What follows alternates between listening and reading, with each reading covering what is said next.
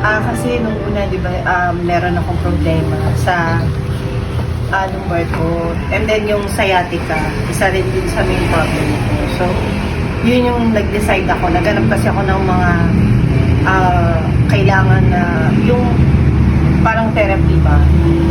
Galing kasi ako before dun sa isang hospital, hindi naman din ako sure. Ay, sobrang na-relieve talaga. Kasi, I remember, siguro mga 3 sessions pa lang, umokay na talaga ako. Kaya nag-decide din ako na after nga ng 6 sessions is idire-diretso ko siya.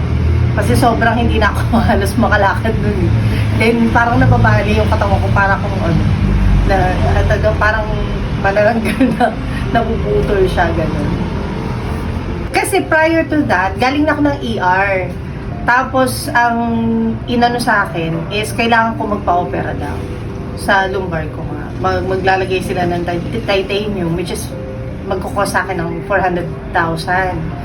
Then, sabi ko, any other options na pwede kong gawin kasi ayoko nga pabukas yung likod ko. Sabi sa akin, ikaw, kung gusto mo magpa-therapy, pero there's no guarantee na maaano nga siya. Sabi ko, sige, try ko muna yun kasi nga, kesa buksan yung likod ko, baka mamaya hindi ako lalong makalakad. Kasi takot nga ako pagdating sa likod. And then, ayun, in fairness talaga, sobrang, kung makikita niyo yung prior na magpunta ko dito, halos di na ako makalakad. Inaano ko to binibitbit ko to pagka naglalakad ako. As in, hinihila ko na lang siya. Tapos, wala na siyang nararamdaman nung time na pumunta ako dito. Kaya nga nung sabi ko, ayoko na magpadala sa ER pag naulit. Kasi nga, pain relievers lang naman yung binigay nila sa akin. Wala nang ibang Actually, hindi nga matagal Yung 6 sessions ko, hindi ko pa natatapos. Siguro mga 4 or 5. Umokay na yung binti ko. Ang naging problema ko na lang yung pinakadulo yung sa paa, na which is sinabi ko rin sa inyo na ayun nga, medyo ano pa siya. Kasi nag-numb na siya As in, wala na akong nararamdaman yung paa ko.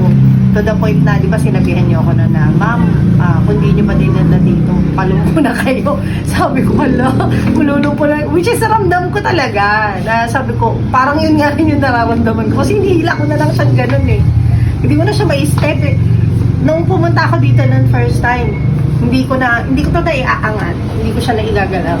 As in, sobrang sakit niya. Pero thankful din po ako sa inyo kasi, kumbaga talagang worth it talaga ito. Worth it talaga ito. Yes, sa mga may problema, lalo na sa muscles nyo, sciatica, or sa lumbar, basta anything na masakit sa nerves or sa joints, sa muscles, i-recommend ko talaga to. Kasi sobrang, bukod sa, honestly, aside from ang galing nilang mag-therapy, mura pa din dito. Kasi may VIP sila. So, i-recommend ko talaga. I even told my friends sa naranasan ko. Kasi alam nila yung dilim ko na nagkaroon ako ng problema dito.